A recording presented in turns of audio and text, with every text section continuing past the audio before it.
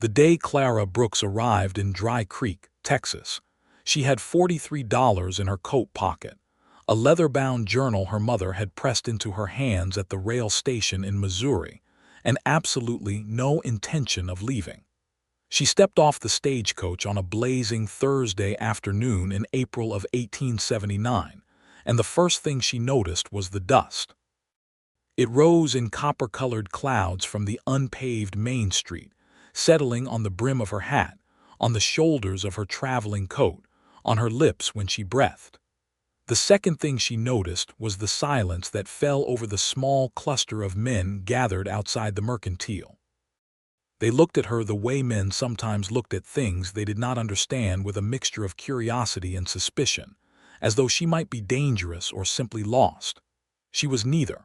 Clara Brooks was 24 years old, 5'6", with dark chestnut hair she wore pinned back beneath a wide-brimmed hat that had seen better days. Her hands were capable hands, not soft, not pampered, and her gray eyes had a quality about them that people often mistook for coldness until she smiled. When she smiled, it changed everything about her face, but she did not smile at the men outside the mercantile. She squared her shoulders, picked up her traveling bag, and walked toward the land office at the far end of the street. The land in question was 60 acres she had inherited from her uncle, Jeremiah Brooks, who had died of a fever 3 months prior without a wife or children to leave it to. The lawyers in Kansas City had written to inform her that the property was hers by right, though they had inserted a line in the letter that had made her jaw tighten. "We feel it our duty to advise you, Miss Brooks, that the territory is not particularly well suited to a woman's situation." She had folded the letter neatly, placed it back in its envelope, and begun packing the very next morning. The land office was run by a man named Horace Dunbar, who was 60 years old and wore his gray beard like a declaration of authority. He looked at Clara's deed, looked at Clara, and then looked at the deed again, as though the second reading might change things. "This is 60 acres out past the Malone Ridge," he said. "I know what it is," Clara replied pleasantly. "Miss Brooks, that land hasn't been worked since your uncle passed on. The well's likely gone shallow. The cabin roof caved in from what I hear. It's hard country out that way, even for men who know what they're doing." "Then I suppose I'll have to learn what I'm doing," she said, extending her hand for the deed. "Is there anything else you need from me, Mr. Dunbar?" He handed the deed back with the expression of a man who had tried his best. "You might want to see about hiring help before you ride out there," he offered. "Clark Hartwell runs the neighboring parcel to the east. Good man. He might be of use to you." "I'll manage," Clara said, and she meant it. She spent her first night in Dry Creek at the boarding house, run by a stout, kind woman named Agnes Mercer, who gave her a room with a window that looked out over the flatlands, and a supper of salt pork and beans that Clara ate gratefully. Agnes did not tell her the land was too rough. Agnes just poured her a second cup of coffee and said, "You got grit, honey. I can see it in the way you sit." Clara rode out to her property the following morning on a rented sorrel mare, carrying a bedroll, a change of clothes, a box of tools she had purchased from the mercantile with 12 of her $43, and enough dried provisions to last a week. The road became a trail, and then the trail became suggestion, and by mid-morning she found the 60 acres her uncle had left her. Horace Dunbar had not exaggerated. The cabin roof had partially collapsed on one side, the boards gray and rotting in the corners. The well was a stone circle in the yard, and when Clara dropped the bucket down, it came back damp but not full. The land itself rolled away from the cabin in long, grass-covered waves, and beyond the grass the country turned rougher, rocky escarpments rising toward the south, cedar and scrub oak tangling along a dry creek bed to the west. The sky above it all was enormous and blue and indifferent. Clara stood in the yard for a long time looking at it. Then she took off her coat, rolled up her sleeves, and went to work. She spent the first 3 days patching the cabin roof with timber she cut from a fallen cedar along the creek. It was harder work than she had anticipated, hauling the logs, rough cutting them with a saw that wanted to bind, fitting the pieces against the existing framework. She cut her palm on a rough edge of wood on the second afternoon, wrapped it in a strip of cloth, and kept going. By the fourth day she had the roof weathertight enough to sleep under without one eye on the sky. The well was more of a problem. She managed to clear the sediment from the bottom with a long-handled scoop and got the water running better, but she could see the stone liner needed resetting in 2 places, and that was work that required more skill than she had yet acquired. On the 5th morning, she heard hoofbeats. The rider came from the east, which meant he came from the neighboring parcel. He was on a tall bay horse, and he rode with the easy, unhurried certainty of a man who had spent his whole life in the saddle. He was perhaps 28 or 29, lean and broad-shouldered, with dark hair under a dusty hat and a jaw that looked like it had been carved by someone who appreciated clean lines. He reined the horse in at the edge of the yard and looked at Clara, and then at the cabin, and then back at Clara, and his expression cycled through surprise and something that might have been admiration before settling into careful neutrality. "You must be Miss Brooks," he said. "I must be," Clara agreed, not setting down the saw she was holding.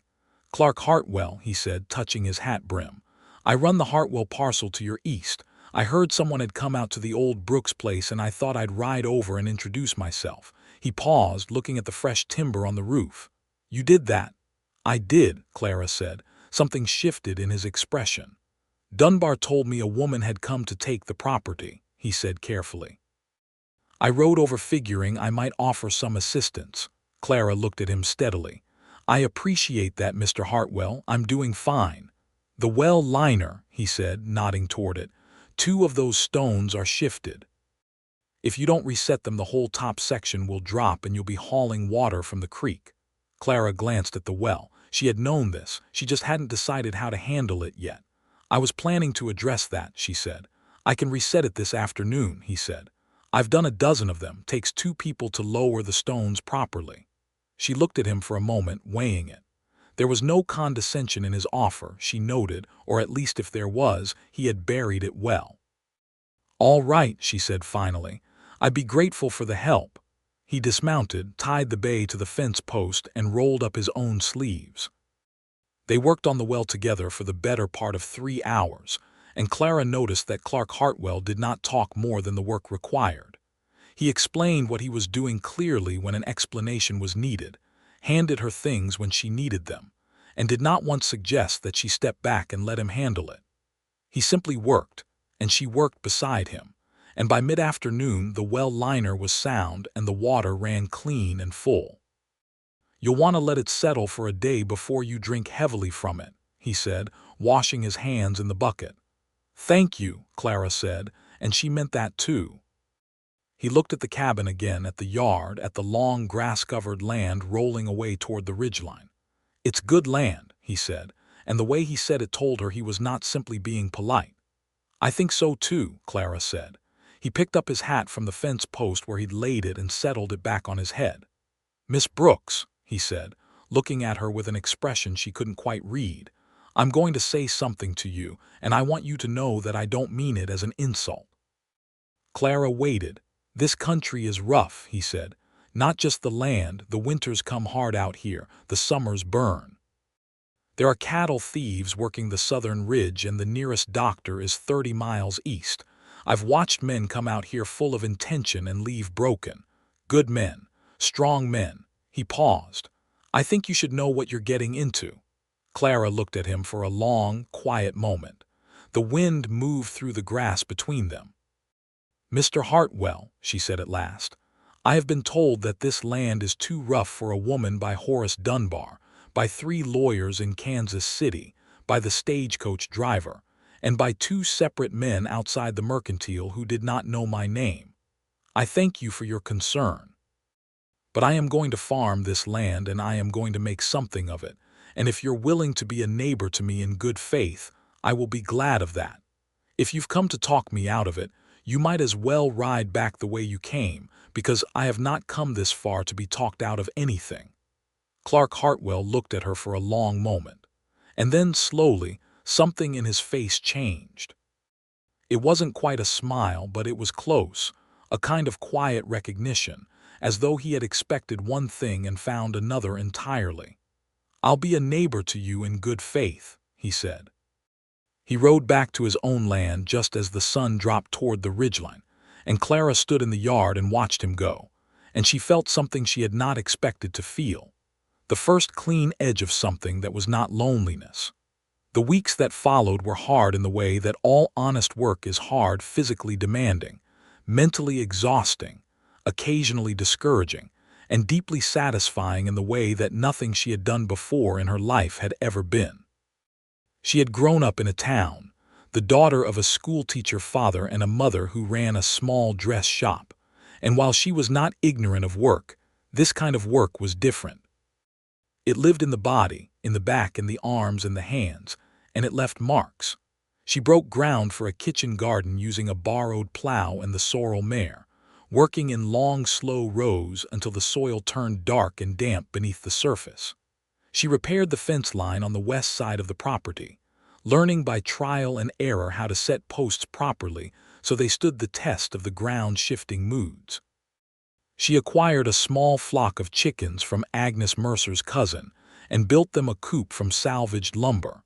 And when the first egg appeared in the nesting box one bright May morning, Clara sat down in the dirt beside the coop and laughed out loud for no reason, except that it felt like the land was beginning slowly to accept her. Clark Hartwell rode over twice more in those first weeks, each time with some practical purpose, once to help her identify a section of fence that was showing signs of undermining from ground squirrels, and once to bring over a length of rope she had asked to borrow. Each time he stayed for a little while. Each time the conversation moved in directions that surprised her. He had not been born in Texas, she learned. He had come from Virginia at 20, following an older brother who had since moved on to California, leaving Clark with the parcel and the house and the cattle and no particular reason to go anywhere. He had been in Dry Creek for 8 years. He knew the land the way you only know a thing when you have watched it through all its seasons. "What was it like the first winter you spent here?" Clara asked him one afternoon. They were sitting on the porch steps of her cabin. She had reinforced the steps with new wood, and the late May light was golden and long across the grass.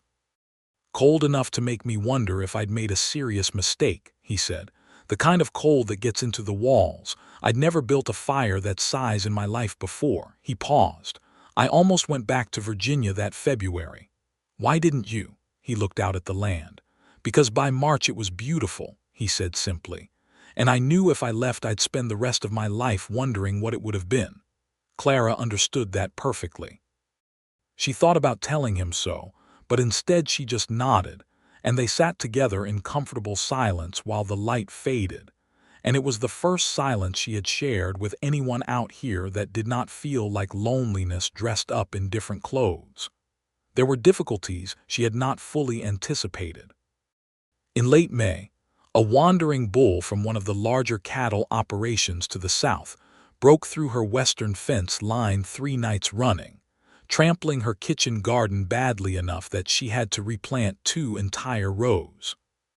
She rode to the operations foreman, a thick-shouldered man named Aldous Prentice, and told him politely but clearly that she expected the fence repaired and some accounting for the damage done to her crops.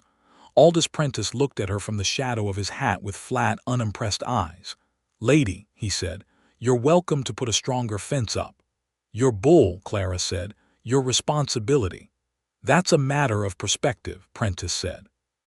"And frankly, ma'am, I got 30 men and 4,000 head of cattle to manage, and a lone woman's kitchen garden isn't exactly at the top of my concerns." Clara looked at him for a long, steady moment. "Then perhaps the county land office will be able to better prioritize it," she said, and she turned her horse and rode back to Dry Creek. She filed a formal complaint with Horace Dunbar, who looked at her with surprised respect and noted it in the official ledger.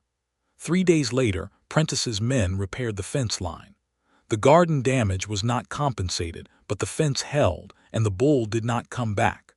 Word got around Dry Creek, as word always does in small places.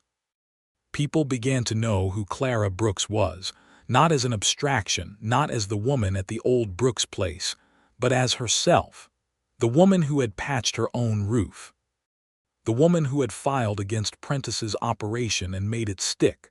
Agnes Mercer told her when she came into town for supplies that people were talking about her with a kind of cautious admiration.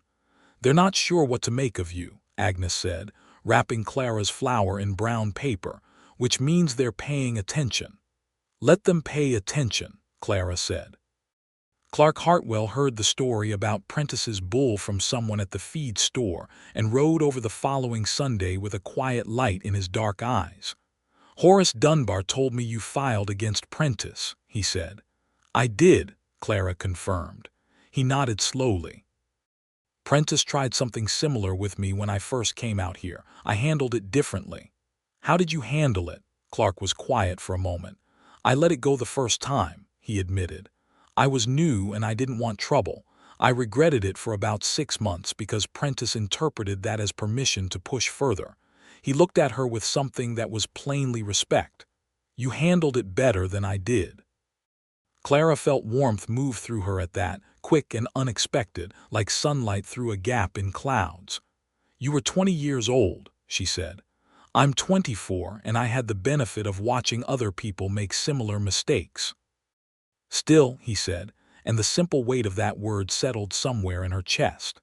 They began taking Sunday suppers together, sometimes at her cabin, sometimes riding over to his place, which was larger and more established, with a proper kitchen and a front room with a stone fireplace that Clark had built himself. She learned that he was a careful man, deliberate in the way he moved and spoke, but not guarded or not entirely.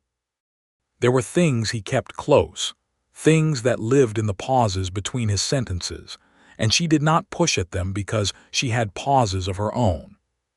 She had been engaged once in Missouri to a man named Edward Hayes who had been handsome and charming and ultimately unable to reconcile himself to the fact that Clara had opinions she would not apologize for. He had told her once, the summer before she broke the engagement, that he wished she were more yielding.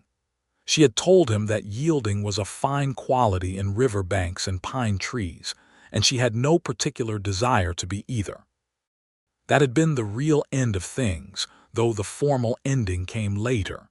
She did not think about Edward Hayes much anymore, but she thought about the way she felt in Clark Hartwell's company, which was nothing like the way she had felt with Edward. With Edward she had always been half aware of herself, of how she was coming across, of whether she was being too direct or too confident or taking up more space than was welcome. With Clark she forgot to monitor herself, and she only noticed this in retrospect, and it struck her each time as quietly remarkable. In June, one of her 3 new hens stopped laying and showed signs of illness, and it was Clark who identified it as a respiratory ailment, and who showed her how to isolate the bird and treat it with what he called old cowboy medicine, a preparation involving garlic and warm water that she was deeply skeptical of, until the hen recovered within a week. She had the grace to tell him directly that she had doubted it and had been wrong. "I should put that in the journal," she said, sitting on the porch as the evening came on. "What journal?" he asked. She hesitated, then went inside and brought it out, the leather-bound book her mother had pressed into her hands at the rail station.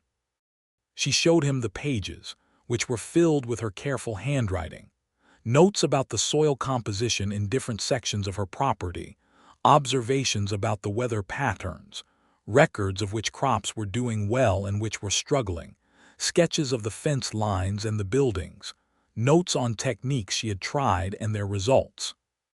Clark turned the pages slowly, reading with the kind of attention that told her he was genuinely interested.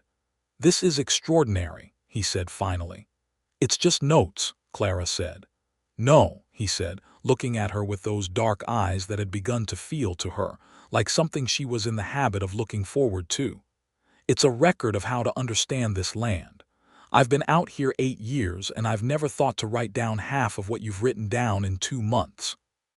Clara did not know how to respond to that, So she took the journal back and looked at the page in front of her and said, "I find that if I write something down it becomes more real to me. And if it's real I can work with it." "That's a gift," he said quietly. The summer of 1879 was brutal in the way that Texas summers are relentless, pitiless, baking the earth to the color of old brick and draining the energy from living things by midday. Clara learned to start her outdoor work at dawn and stop by 10 in the morning, resting through the worst of the heat and returning to lighter tasks in the late afternoon when the shadows lengthened and the air became marginally breathable. She developed a deep and appreciative relationship with shade. Her garden produced abundantly. The tomatoes came in first, then the corn, then the squash. She had planted more than she could eat alone, partly because she did not know what would survive and partly because she believed in abundance the way some people believe in safety margins. She began selling produce at the Dry Creek Market on Saturday mornings, setting up a small table near the mercantile, and the money was modest but real. She noticed that the men who had said nothing to her when she first arrived, who had looked at her with that mixture of doubt and dismissal, had begun to greet her by name. Tom Gillies at the feed store saved her the best quality seed corn without being asked. The women of Dry Creek had been warmer to her from the beginning, had formed, in fact, a kind of unofficial committee of support, arriving at her cabin one afternoon in July with a donated iron stove that two of their husbands carried in and installed, refusing payment and leaving with expressions that suggested they were entirely satisfied with themselves. Agnes Mercer, who had organized this, pressed Clara's hand before she left. "Every woman out here knows what it costs to build something from nothing," Agnes said. "We like to see it done right." Clara was not, by nature, a woman who cried easily, but she came very close that afternoon. It was in early August that Clark Hartwell said something that shook the careful balance she had maintained between enjoying his company and not examining too closely why she enjoyed it quite so much. They were at his place, and she had come over to return the rope she had borrowed weeks earlier, and somehow the evening had stretched into supper, and supper had stretched into sitting on his porch in the cooling dark, looking at the enormous Texas sky with its impossible density of stars.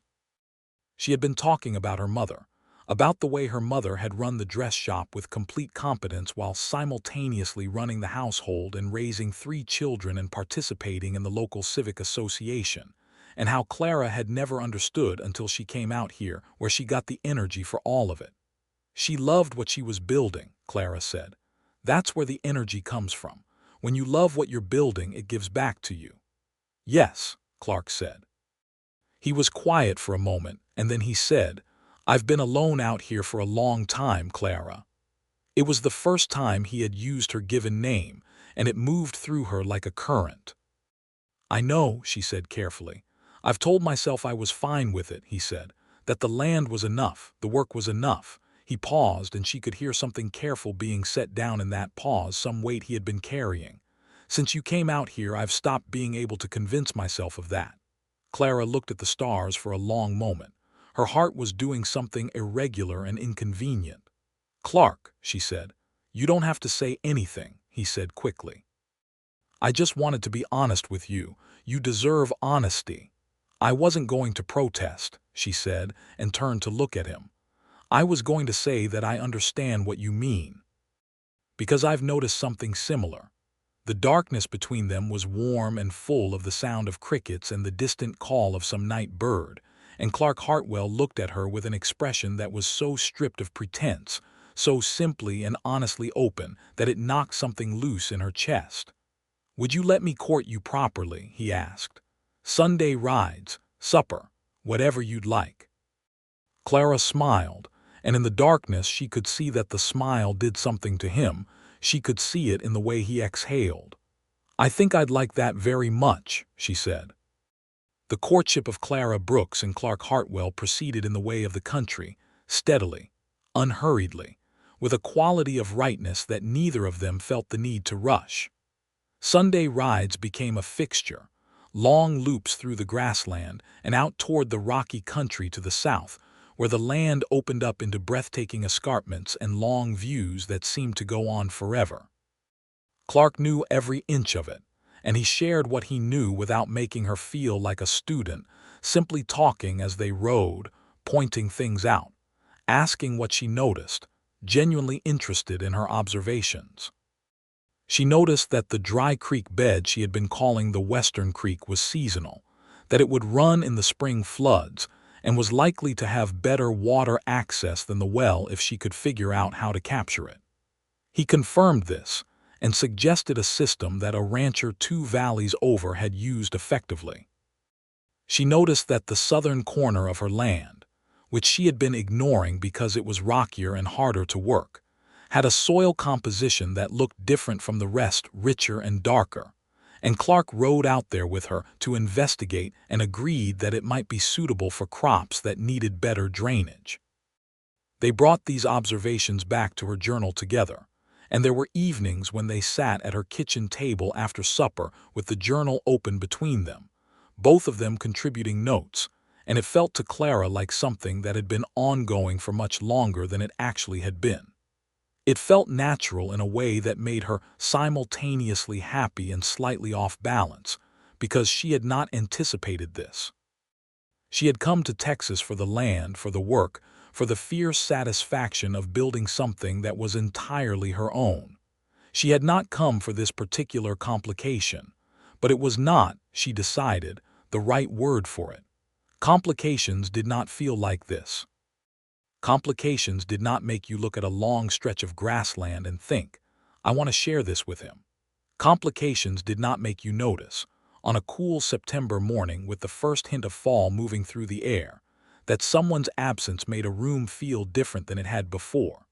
She was thinking about this one Thursday afternoon, crouched in her kitchen garden doing the last harvest of the season, when she heard the distinctive sound of several horses moving fast along the road to the south. She straightened up, shading her eyes, and saw 4 riders moving in the direction of Clark's parcel. Something about the way they rode made the hair on her arms stand up. She was on the sorrel mare within minutes, following at a careful distance, close enough to see without being seen. The riders had stopped at Clark's fence line, and Clark had come out to meet them. She could see him clearly, standing in the yard with his thumbs hooked in his belt in that unhurried way he had, and even from a distance she could read the tension in his posture. The riders were men she did not recognize, hard-looking men on hard-ridden horses, and the one doing the talking wore a long coat and a hat pulled low. She could not hear what was being said. She watched Clark's posture shift, watched him take a half step forward in a way that was not aggression but was absolutely unmistakable authority, and after a few minutes the riders turned their horses and went back the way they had come. Clara rode up to the fence line as the dust settled. Clark turned to look at her with an expression that moved from surprise to something that was almost rueful amusement. "You followed them," he said. "I followed a concern," she said. "Who were they?" He came through the gate and leaned against the fence post. "Drifters running a cattle shifting operation out of the Southern Territory. They came through last year too. They make a habit of approaching landowners, trying to negotiate access to move cattle across private land at night." "Move cattle," Clara said, understanding immediately what that meant. "Stolen cattle, yes. What did you tell them?" "I told them to find another road," Clark said. "They'll move on. They did last year." He paused, studying her face. "Were you worried?" Clara considered denying it because admitting it felt like giving something away. But honesty had always seemed more important to her than self-protection. "Yes," she said, "I was worried." Something in his expression softened in a way that she was beginning to know well. "You didn't have to come," he said. "But I'm glad you did." "I wasn't going to sit in my garden and wonder," she said. He reached out and tucked a strand of hair back from her face where the wind had pulled it free, and it was such a simple, gentle gesture that it caught her completely off guard. She did not move away from it. "Clara," he said quietly. "Clark," she said, and she meant it the same way he meant her name, as its own kind of statement. He did not kiss her that afternoon. He walked her back to the sorrel mare and helped her mount, though she did not need help mounting, and she understood that the gesture was not about thinking she was incapable. It was about wanting to be near her for one more moment. She understood because she felt exactly the same. The kiss came 11 days later, on a Sunday evening in late September, standing on her porch in the last light of the day, with the sky burning orange and red along the western ridge. They had been standing there talking about something. She honestly could not have said afterward what they had been talking about, because the moment had erased the details around it. And Clark had turned to look at her with that open, unguarded expression that she had come to love. And he had said her name, and she had said nothing at all but had stepped toward him, and the rest of it happened in the natural, inevitable way that things happen when they have been quietly building for months. It was a slow kiss, careful at first and then not careful at all, and when they drew back to look at each other, the orange sky was fading to purple, and the first stars were appearing, and Clara's heart was beating so hard she was surprised the whole county couldn't hear it. "I have been thinking about that for a considerable amount of time," Clark said, his voice rougher than usual. "How long?" Clara asked, because she wanted to know. He smiled, the full, rare smile she had only seen a handful of times, the one that changed his whole face. "Since the afternoon you were holding that saw and you told me to ride back the way I came if I was going to try to talk you out of staying," he said. "I realized at that precise moment that I had absolutely no interest in going anywhere." Clara laughed, and the sound of her own laughter in the warm evening air felt like something released. "That was the day we met," she said. "I know," he said. October came with its cooling air and the first real bite of fall, and with it came a challenge that Clara had been anticipating but had hoped might wait a while longer. Two men arrived at her property on a Monday morning claiming to represent Prentice's cattle operation, and they were not the polite sort of representatives. They were the kind that lean against things and smile without any warmth, and speak in the particular register of men who have decided they are not going to be troubled by courtesy. Their message was this: Prentice wanted to expand his eastern boundary, and he was willing to offer Clara a sum for 40 of her 60 acres. It was not a generous sum. It was the kind of sum that communicated a belief that the person being offered it had limited alternatives. "Tell Mr. Prentice thank you for his interest," Clara said from the porch, with a composure she was mildly proud of. "The land is not for sale." "Ma'am," said the taller of the two men with a particular patient condescension that made her teeth ache, "you're going to find this land hard to manage on your own. Prentice is doing you a favor." "Mr. Prentice," Clara said, "has been doing me favors since April. They all look like this one. I am still not interested." They left, and she did not like the way they left, slowly, without urgency, as though they were not particularly concerned about what she wanted. She rode to Clark's place that afternoon and told him about it. His expression tightened in a way she recognized as concern carefully managed. "Prentice has been trying to acquire land on this side of the ridge for 3 years," he said. "He made a similar approach to me last year, twice." "What happened?" "Nothing happened," Clark said. "I said no, clearly and with enough firmness that the conversation didn't need to be repeated, but Prentice is persistent. He considers himself the kind of man who outlasts other people's resolve." Clara thought about this. "He hasn't met the right kind of resolve," she said. Clark looked at her with a kind of quiet intensity that had a warmth beneath it. "No," he agreed. "I don't think he has." The situation with Prentice escalated in a way that, in retrospect, was inevitable given what Clara now knew of the man's character. In early November, she discovered that 3 sections of her eastern fence line had been cut clean cuts, deliberate, not the kind of damage that happened from wear or animals. 2 of her chickens had been scattered, though she recovered them both by dusk. And someone had moved several of the stone markers that defined her property's southern boundary, shifting them in ways that would, if left uncorrected, amount to a de facto encroachment on her land. She documented everything. She had learned from her journal and from her instincts that documentation was a form of power. She drew diagrams. She noted dates. She rode to Dry Creek and added to the formal complaint record with Horace Dunbar, who listened to her with an expression that had moved well past surprise and into something resembling genuine concern. "This looks like intimidation, Miss Brooks," Dunbar said. "It is intimidation, Mr. Dunbar," Clara said. "I'd like it noted as such." Clark rode the fence line with her, and his presence was steady and calm and quietly furious in the way of men who consider themselves responsible for things they cannot entirely control.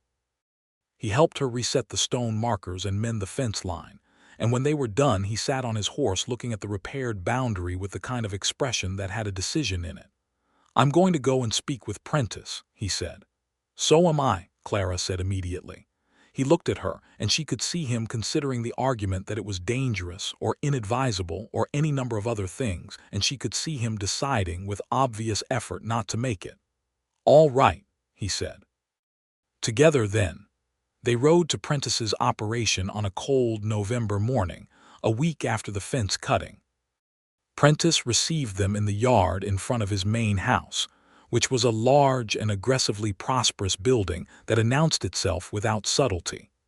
He was a bigger man than Clara had remembered, broad and heavy in the way of men who had once been strong and were now simply large, and he looked at the two of them with an expression of elaborate patience. Clark spoke first, clearly and without preamble, laying out each incident of fence cutting and marker moving with the precision of a man presenting evidence, because he had prepared exactly that. His voice was even and controlled and entirely without anger, which Clara found more impressive than anger would have been, because the absence of it left absolutely no room for Prentice to dismiss him as emotional. "Those incidents were not authorized by this operation," Prentice said when Clark finished. "I believe they were," Clark said simply. A silence fell. "Miss Brooks's land is her land," Clark continued.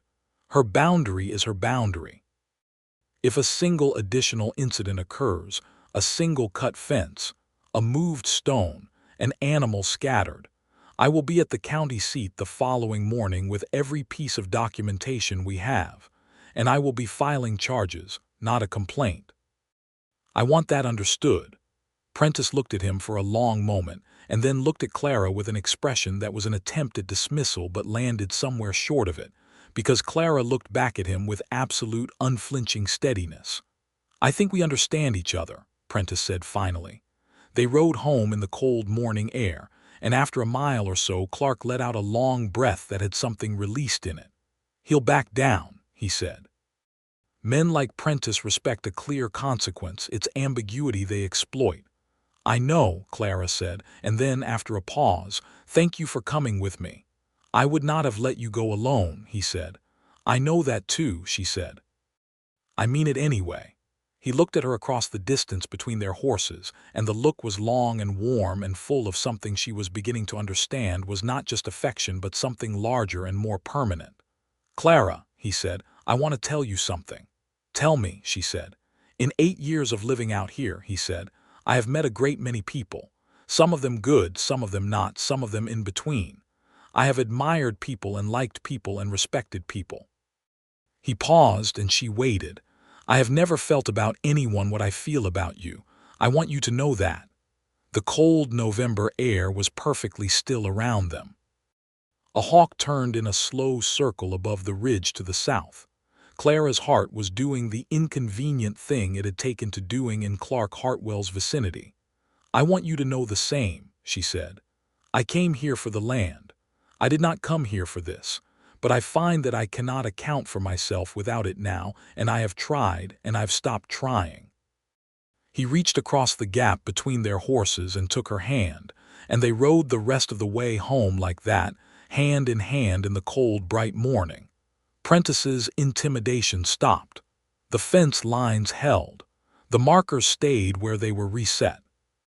Whether this was because of Clark's visit or because of the official complaint record in Dunbar's ledger or simply because Prentice had found easier targets, Clara did not know and did not particularly care. What mattered was that the land was hers, and it remained hers, and she got on with the business of it. November and December were good months in the ways that mattered.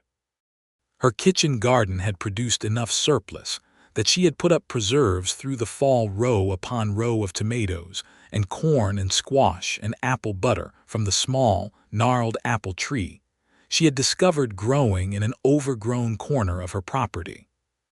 She had repaired the interior of the cabin until it was genuinely comfortable, not merely habitable. She had a fire burning most evenings, and she had gotten into the habit of reading in the evenings after her work was done, and sometimes Clark came by and read too, and they sat on opposite sides of the fireplace with their respective books and spoke occasionally about what they were reading, and it was, she thought, one of the most peaceful things she had ever experienced. He asked her to marry him on New Year's Day, 1880. They had ridden out at dawn to watch the sunrise from the top of the southern ridge, which they had taken to doing for important occasions and also sometimes for no occasion at all. The sky went from black to deep purple to a band of brilliant orange along the horizon, and the land below them was perfectly still in the early morning cold. Clara had her coat pulled close and her breath misted in front of her, and Clark was standing beside her looking at the view with an expression of quiet happiness that she had learned to read as something that lived very deep in him. He said her name. She turned to look at him. He was looking back at her with that open, unguarded expression that she had fallen in love with, the one he kept for her, the one that showed everything. "I want to spend the rest of my life watching the sun come up with you," he said. "Will you marry me?" Clara felt the question land in the center of her chest like something she had been waiting for without knowing she was waiting. The ridge fell away below them in both directions, the land spreading out to the horizon in colors of gold and rust and deep shadow, and the wind lifted her hair, and Clark Hartwell looked at her with everything he had to offer right there in his expression for her to see. "Yes," she said. "Yes, Clark, I will." He took her face in both hands, gloved and careful, and kissed her in the new morning with the first sun of the new year coming up behind her. And Clara thought, with a kind of wondering gratitude, that she had come to this wild, rough, difficult, beautiful country for a piece of land, and had found instead everything she had ever wanted. They were married in March of 1880, in the small church at the edge of Dry Creek, in a ceremony attended by Agnes Mercer, and most of the women's community who had delivered the iron stove, by Horace Dunbar, who shook Clark's hand with genuine warmth and told Clara she was the most stubborn and admirable woman he had ever granted a deed to, by Tom Gillies from the feed store, and by an assortment of neighboring ranchers and townspeople who had, over the past 11 months, come to consider Clara Brooks one of them. She wore her mother's dress, which Agnes had helped her alter, and she carried wildflowers from the early spring growth along the creek bed. Clark wore a clean coat and a new hat and looked at her when she came down the aisle with the expression of a man who cannot quite believe his own good fortune, and Clara looked back at him and thought exactly the same thing. The preacher asked the traditional questions and received the traditional answers, and pronounced them husband and wife with a smile that suggested he enjoyed this particular part of his work considerably. Agnes Mercer wept openly and without apology. Tom Gillies applauded. Horace Dunbar stood in the back and nodded with approval. They had decided, after some discussion, to run both parcels together. 60 acres and Clark's 85 together made 145 acres, which was enough to make something genuinely substantial if worked properly and intelligently. They kept Clara's cabin for storage and a summer kitchen, and began building an extension onto Clark's house to accommodate the life they were making. The building of the extension was, Clara thought later, one of the great pleasures of that first year of marriage. They designed it together, argued cheerfully about window placement and the configuration of the kitchen, consulted with a carpenter from Dry Creek for the structural work, but did as much of the finish work themselves as they could manage. Clark built the shelves in what became Clara's study with a care that moved her, each shelf perfectly level, each joint clean, because he knew she would fill them with books and journals, and he wanted those things to be properly housed. She planted the shelves with everything she had brought from Missouri and everything she had acquired since, and she added to her journal collection. She was on her third volume by the end of their first married year, and the journals became a record of the land and the seasons and the work and the life, and she thought she would keep writing them until she could no longer hold a pen. The cattle operation grew steadily through 1880 and into 1881. Clark had been running a modest herd of about 60 head, and together they worked to increase this thoughtfully, adding animals only as the land could properly support them. Clara took over the record-keeping for the combined operation with a thoroughness that Clark called remarkable and that she called simply reasonable. She tracked breeding cycles and health records and market prices and water table levels and soil conditions, and the journals grew fat with information that made the operation smarter than it would have been otherwise. She rode out every morning to check the fences and the herd, and she became, over time, as comfortable on horseback as she was on foot. The sorrel mare, whose name she had settled as Constance, became her closest companion in the practical sense, responsive and intelligent, and apparently perfectly content to spend long hours moving through grass and over rough ground. Other ranchers began, in a quiet and entirely Western way, to seek out Clara's opinion. It started with a man named Webb Calloway, whose property sat north of Clark's, coming over one Saturday with a question about a sick animal, and a sheepish expression, suggesting he was aware of the slight oddness of asking a woman he'd met only briefly for ranching advice. Clara answered his question clearly, drawing on her journals to confirm what she thought she knew, and the animal recovered, and Webb Calloway came back the following month with another question, and then another, and by spring he had brought 2 of his neighbors with him. Clark watched all of this with an expression that was equal parts pride and quiet joy. "You know," he said one evening, "when Dunbar told me a woman had come to take the Brooks place, I had a particular idea of how that would go." "You thought I would leave," Clara said, not accusing him, just stating it. "I thought you might," he said honestly. "I thought the winter would probably change things, or the isolation, or the work." He shook his head. "I have never been so completely wrong about anything in my entire life, and I have never been more grateful to be wrong." Clara leaned against his shoulder in the firelight. "You said it first," she reminded him. "You said the land was too rough for a woman." "I said it might be too rough," he corrected carefully. "You said it," she said, with a smile in her voice. "And I have outlasted every single man who said it, including you." He put his arm around her and pulled her close. "You have," he agreed, and his voice was full of something that was entirely and perfectly love, by a considerable distance. Their first child, a boy, came into the world in January of 1882, delivered by the doctor who rode out from 30 miles east in a howling night wind, that Clark spent pacing the front room listening to while Agnes Mercer, who had arrived 2 days early in anticipation, managed things with calm authority. The boy was healthy and loud and had Clark's dark hair and Clara's gray eyes, and they named him James, after Clara's father. Clark held James for the first time sitting in the chair by the fireplace, and the expression on his face was one that Clara, watching from the bed where she was recovering, thought she would keep for the rest of her life as clearly as any entry in her journals. It was an expression of total, undefended love, and it was the most beautiful thing she had ever seen. "Hello, James," Clark said quietly, looking down at the baby. "Welcome to the best piece of land in Texas." James blinked at him with the focused, slightly suspicious expression of the very newly born.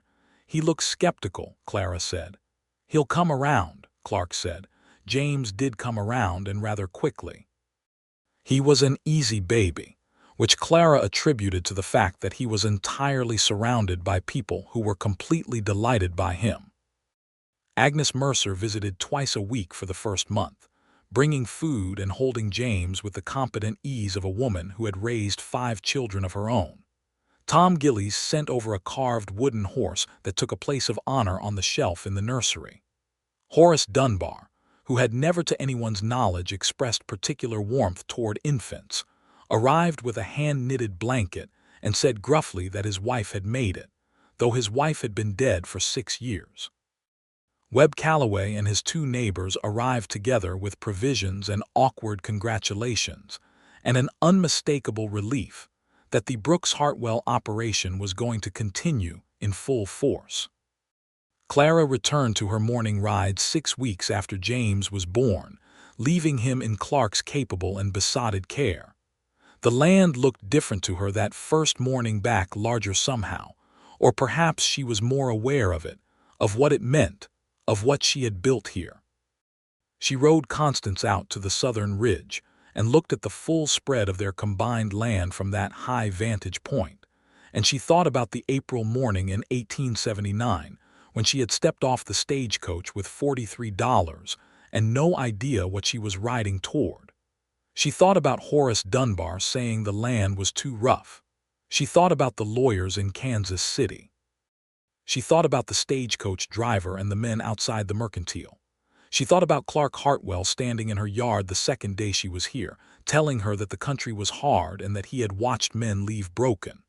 She looked at the land, hers, theirs, built and worked and documented and defended and loved, and she breathed in the cold January morning air, and she thought, every single one of them was wrong. Not about the roughness. The land was rough. It demanded everything. It took things from you and did not always give them back, and it tested you in ways you did not anticipate, and it could be unforgiving in the particular way of wild places that do not adjust themselves to accommodate human comfort. But rough and impossible were different things entirely. Rough things could be worked with. Rough things could be learned, understood, respected, cultivated. What she had discovered was that the roughness was not an argument against her. It was an argument for exactly what she was. She turned Constance back toward home, toward the house where her husband was feeding their son breakfast in the warm kitchen, toward the 145 acres that she knew like a second language, toward the life that had expanded so far beyond what she had carried with her in a bag off a stagecoach that she could barely trace the line back to that beginning anymore. She rode home at a canter, and the cold air sang past her face, and the Texas grassland rolled away on all sides under a brilliant winter sky. She was exactly where she was supposed to be. The years that followed were full in the way that good lives are full, not without hardship, not without difficulty, but with the particular richness that comes from doing meaningful work with people you love in a place that has become, bone deep, your own. The operation grew. By 1884, they were running 120 head of cattle on the combined parcel, a number they had arrived at carefully and deliberately, always with one eye on the land's capacity, and one eye on the journals where Clara tracked every variable she could measure. The kitchen garden had expanded into a proper vegetable operation, selling to 3 separate businesses in Dry Creek and to a new establishment that had opened in the next town over. The apple tree in the corner, the small, gnarled one she had discovered that first summer, had been joined by 7 more, and in good years, the orchard produced enough fruit for preserves that Clara sold from the market stall, and that Agnes Mercer had declared categorically the best thing available in the county. Their second child, a girl, arrived in the summer of 1885. They named her Rose, and she came into the world with a disposition that was clearly going to be formidable, which Clark said when she was approximately 4 hours old, looking at the tiny, fierce expression on her face with a pride that was already obvious. James, who was 3, received his sister with a mixture of fascination and territorial wariness that resolved itself, over several weeks, into a devoted protectiveness that would remain characteristic of him for the rest of his life. He was a thoughtful child, quiet and observant in the way of children who are taking in more than they appear to be, and he had a particular affinity for the land. Even at 3 and 4 he wanted to come on morning rides, wanted to know the names of things, wanted to understand why the soil was different colors in different places. "He's going to be a farmer," Clara told Clark one evening, watching James crouch in the kitchen garden with intense concentration, studying something in the soil. "He's going to be something," Clark agreed, watching their son with an expression of quiet wonder that had never fully left his face since the January night James was born. Rose grew into herself with remarkable speed and an extremely strong sense of her own preferences. By 2, she had opinions about everything. By 3, she had begun following Clara on morning rides by the simple expedient of crying inconsolably every morning, until Clara loaded her onto Constance, who had developed a patient and distinctly maternal attitude towards small passengers, and brought her along. By 4, she could name every part of a fence line, every variety of crop in the garden, and every one of their cattle by a physical characteristic she had designated herself. "She's going to be trouble," Clark said one evening, watching Rose systematically reorganize the kitchen cabinet with a focused competence that suggested she had identified a flaw in the original system. "She's going to be wonderful," Clara said. "Same thing, possibly." Clark laughed, and the sound of it filled the kitchen. In 1886, Horace Dunbar retired from the land office, and the town of Dry Creek held a small celebration in his honor. He arrived at the Brooks Hartwell place the week before the celebration, hat in hand, and he told Clara, with the particular gruff difficulty of men of his generation who are not used to admitting they have been wrong, that he was glad she had not taken his advice when she had first arrived. "I told you the land was too rough," he said. "You did," Clara agreed pleasantly. "I was talking about the land," he said. "I wasn't thinking about the woman." He looked at her steadily. "I should have been." Clara shook his hand warmly. "I'll take that, Mr. Dunbar, thank you." Agnes Mercer did not live to see 1888, which was the year Clara's third child arrived, another boy, who they named Thomas for no reason except that it suited him exactly from the moment he entered the world on a warm spring night with the windows open, and the air smelling of the apple blossoms that were just beginning. Agnes died in the late fall of 1887, peacefully in her own bed, and Clark and Clara attended the funeral, and Clara stood at the graveside and thought about the first night she had arrived in Dry Creek, exhausted from the journey, and the way Agnes had poured her a second cup of coffee and said, "You got grit, honey." She thought about all the women Agnes had recognized and supported and simply kept company with over the years, and she thought that Agnes Mercer had been a kind of force in this community that people would feel for a long time, even when they could not articulate exactly what it was they were missing. Thomas was an easygoing boy who took after his father in the unhurried, deliberate way he moved through the world. He also had a gift for animals that was apparent by the time he was old enough to walk to the barn on his own, and the cattle and horses seemed to respond to him in a particular way, quieting around him, turning toward him with a trusting ease that Clark said he had only ever seen in people who had a genuine and natural gift. By the time the 1880s drew toward their close, the Brooks Hartwell operation was considered one of the more successfully managed properties in the county. This was not the result of luck or scale. There were larger operations nearby, including Prentice's, which still ran across the southern ridge. It was the result of the combination of Clark's deep knowledge of the land and livestock, Clara's systematic observation and documentation, and the partnership between them that was so genuinely equal that most of the neighboring ranchers had simply stopped trying to determine which of them was in charge. The answer was both of them always, which turned out to be the most efficient arrangement anyone could have devised. Prentice himself had never mounted another challenge to their boundaries. He had aged ungracefully into a bitter sort of elder status, and was generally regarded with a wary respect that was nothing like affection. He saw Clara at the county market twice a year, and he nodded at her with an expression that was not warmth but was acknowledgment, and Clara nodded back with the particular equanimity of a woman who has nothing left to prove. Clark told her, one warm August evening in 1889, a full decade after she had stepped off the stagecoach, that he wanted to show her something. He took her up to the southern ridge at sunset, the same ridge where he had proposed 9 years earlier, and from that height they could see the whole of their land laid out below them, The house and its addition, the barn, the orchard, the kitchen garden, the cattle moving slowly through the late afternoon grass, the fence lines running clean and true in every direction. "I used to come up here alone," he said, "before you came, and I would look at this land and think, it's enough.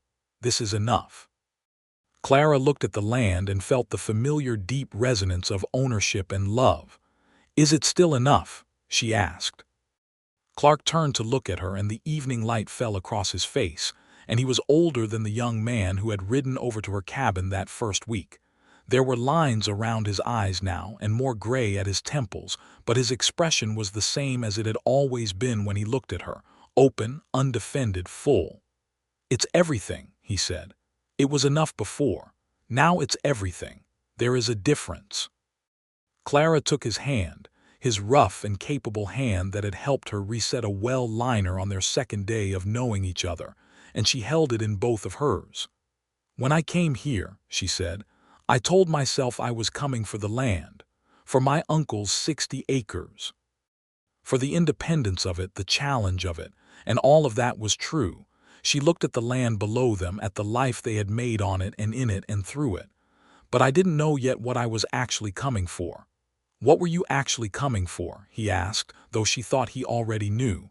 "This," she said simply. The sun dropped below the ridgeline to the west, and the sky went from orange to deep rose to the first pale blue of evening, and they stood together on the high ground and watched it, as they had stood together watching so many sunrises and sunsets over the years.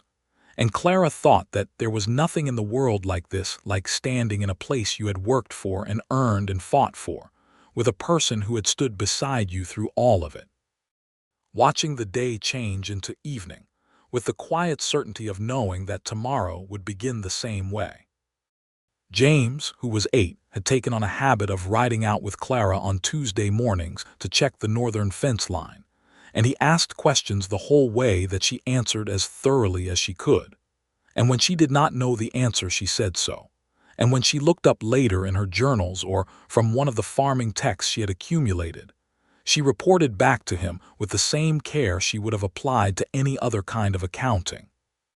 He wrote things in a small notebook he carried in his shirt pocket, which she had given him, and which he treated with enormous seriousness. Rose, at 4, was learning to read with a speed and intensity that suggested the books would not last long enough for her. She had discovered Clara's journals, and had been found on 2 separate occasions sitting on the study floor reading them, with a concentration that was remarkable in a child her age. Clara had given her an old journal to draw in, and Rose had immediately begun filling it not with drawings but with careful, phonetic attempts at writing down everything she observed. Thomas, at 2, had already established a firm philosophical position that the best place in the world to be was very close to a horse or a dog, or, in extremity, a barn cat. They were, Clara thought, watching all 3 of them at the supper table one evening, James reading, Rose drawing in her journal, Thomas attempting to feed his carrots to the dog under the table, in a way he clearly believed was invisible. They were entirely themselves. They had arrived in the world as themselves and were becoming more so every day, and the thought of them doing this, of becoming more and more themselves, was one of the most joyful things she had ever considered. Clark caught her expression across the table and raised an eyebrow in silent question. "I was just thinking," she said, "about how full this is." He looked at the table, at the 3 children, at the supper she had cooked, at the lamplight warm on the walls of the room that had been built out from his original house, and was now entirely home, and he nodded slowly. "Full is the right word," he said. There was one last thing that happened in the decade's turning that completed the circle in a way Clara had not anticipated. In the winter of 1890, a young woman arrived at the Dry Creek Land Office asking about the available parcels in the region. She was perhaps 22, traveling alone with 2 bags and a determined expression, and Horace Dunbar's successor, a younger man named Fletcher who had inherited the position, and its ledgers told her that the available parcels were limited and that the country was rough. The young woman, whose name was Martha Crane, looked at Fletcher with the particular gray-eyed steadiness of someone who had heard this before and was not much moved by it. Clara happened to be in the land office that morning, filing a deed update for a parcel they had added to the northern boundary. She heard the exchange, and she watched Martha Crane's expression, and something in it was entirely familiar. She waited until Martha had gathered her information and turned toward the door, and then she introduced herself. "Clara Hartwell," she said. "My land is 3 miles out on the eastern road. I arrived here 11 years ago with a deed to 60 acres, and a fair number of people telling me it was no place for a woman." Martha Crane looked at her with sharp, appraising attention. "How did that go?" she asked. Clara smiled, the full smile, the one that changed everything about her face. "I have 160 acres now," she said. "A house I helped build, an orchard, a cattle operation, 3 children, and a husband who has never once suggested I don't know what I'm doing." Martha Crane's expression shifted into something that was sharp and delighted and very young and entirely determined. "Could I ask you about the land out here?" Martha asked. "Come to supper on Sunday," Clara said. "We can talk about everything." Martha Crane came to supper that Sunday, and then the next, and then the one after that. By spring she had purchased a small parcel 4 miles north of the Hartwell land and was working it with a ferocity that reminded Clara powerfully of herself. She came to Clara with questions, and Clara answered them from 11 years of documented knowledge, and she lent Martha the early volumes of her journals, the ones from that first summer, from the roof patching and the well liner and the fence line and the kitchen garden, and Martha read them with the same intensity that Rose read everything. Clark watched Clara mentor Martha Crane with the same quiet pride he had always brought to watching Clara do anything at all, and one evening after Martha had ridden home through the spring dusk, he said, "You're teaching her everything." "Sharing," Clara corrected. "There's a difference." "Will she make it?" Clark asked. Clara thought about the gray-eyed steadiness in Martha's face when Fletcher had told her the country was rough. "Yes," she said, without hesitation. "Absolutely." She was right. By the following winter, Martha Crane's parcel was productive and solid, and Martha herself had the particular quality that comes to people who have discovered they are exactly where they are supposed to be. On the morning of their 10th wedding anniversary, a bright March morning in 1890, exactly 10 years after the ceremony in the small Dry Creek church, Clara and Clark rode up to the southern ridge at dawn. It was their custom. Every anniversary, every New Year's Day, every morning that seemed to call for the long view, they came up here. The land below them was everything it had taken 10 years to make it. The house was solid and true, with lamplight visible through the kitchen window where James had gotten up early to start the fire, because at 8 he considered it his responsibility. The orchard was showing the first pale green of early buds. The cattle were moving slowly through the morning grass, dark shapes against the pale brown of the winter-going pasture. The fence lines ran straight and clear in every direction. Clara held Clark's hand and looked at it all. "Do you remember," she said, "what Dunbar said the first day I came to the land office?" "He said the land was too rough," Clark said. "He said it was too rough for a woman," Clara corrected gently. "There are at least 7 men I can name who said that, 8 if you count yourself." Clark accepted this with good grace. "8 men," he said, "and here you are." "Here I am," Clara agreed. She looked at the land, hers, theirs, James's and Rose's and Thomas's after them, and she felt the full weight of everything it had cost and everything it had given, and the cost and the gift were so deeply intertwined that she could not separate them and did not want to. "I am so glad you did not leave," Clark said. It was not the first time he had said it, and it would not be the last, but it still landed in her chest with the freshness of something important being true. "I told you on the first day," she said. "I had not come this far to be talked out of anything." He raised her hand and pressed his lips to her knuckles in the particular gesture that he had developed over years of marriage, not elaborate, not demonstrative in the showy sense, but genuine in a way that moved her every time. She leaned her head against his shoulder, and they stood together on the high ground as the sun came fully up, flooding the land with morning light. Below them, the smoke from the kitchen chimney rose straight in the still air, meaning James had the fire going well. The cattle moved through the grass with the easy rhythm of animals that are in good health in good country. Constance, who was growing gray around the muzzle in her old age and had been retired from hard work, but still came along on anniversary rides because that was simply how it was, shifted her weight comfortably beside them. Clara thought about the stagecoach. She thought about the $43 and the leather-bound journal and her mother pressing it into her hands and saying only, "Write everything down, Clara. Don't miss anything." She thought about the dust rising in copper-colored clouds from the unpaved main street of Dry Creek on a Thursday afternoon in April of 1879. She thought about the well liner and the fence posts, and the cut fence and Prentice's flat, unimpressed eyes and Aldous Prentice's thick-shouldered condescension and Horace Dunbar's careful, well-meaning doubt. She thought about every man who had looked at her, and decided without evidence that the land was too rough for what she was. She had outlasted all of them, not through stubbornness alone, though she had that in good measure, not through luck, though luck had played its part as it always did. She had outlasted them through the same combination of forces that had always made things possible: work, and attention, and the willingness to learn, and the refusal to define herself by the parameters that other people set. And she looked at the man beside her, who had come riding out of the east on a tall bay horse, and had said the wrong thing first and the right thing afterward, and had spent 11 years being exactly the person she had discovered him to be, and love. Love, she thought. That most practical and impractical of things.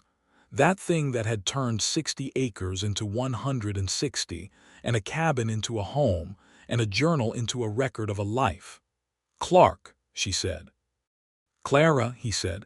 "I want to write all of this down when we get home," she said. "The whole morning, all of it." He smiled, and she felt the smile rather than saw it, her head still against his shoulder. "There are 12 journals so far," he said. "Will there be more?" "As many as it takes," she said. "As many as the life fills." Below them, the land stretched out under the full morning light, every acre of it theirs, every acre of it known, every acre of it full of everything they had worked for and built and fought for and loved. In the house at the bottom of the ridge, Rose would be waking soon, with her determined expression and her journal and her absolute certainty that she had opinions worth writing down. Thomas would wander out to the barn to say good morning to the horses. James would have breakfast waiting by the time they rode back down. And this, all of this particular and irreplaceable arrangement of land and people and love and work and morning light, was what remained after every doubt had been answered, after every challenge had been met, after every man who had said the wrong thing had been proven entirely, thoroughly, and permanently wrong. Clara Brooks had come to Texas for 60 acres. She had stayed for everything else. She had outlasted the doubt and the dismissal and the careful, well-meaning warnings and the not-so-careful ones. She had outlasted the hard winters and the brutal summers and the cut fence lines and the intimidation and the simple accumulated weight of a world that had sometimes seemed to be betting against her. She had outlasted all of it, and in its place she had built something so solid and so alive and so deeply, irrevocably hers, that no one who saw it, not Dunbar, not Prentice, not any of the 8 men, not a single soul who had stood at the beginning and doubted, could argue with what was plainly, visibly, beautifully true. Clark Hartwell, the man who had ridden over on a tall bay horse and told her the country was rough, who had become her neighbor and her friend and her love and her husband and the father of her children and her partner, in every sense of the word that actually mattered. Clark Hartwell looked at the land they had made together and put his arm around her, and held her close on the high ground as the morning opened fully above them. And Clara held the moment in her chest the way she held everything that mattered, the way she held the journals and the seeds and the memory of her mother's hands pressing leather into hers, and the sound of James's first cry, and the sight of Rose's first fierce expression in Thomas's solemn way with animals and the feeling of the well water running clean after they had fixed the liner on their second day of knowing each other. She held it, and she looked at it, and she kept it. And she did not miss a single thing.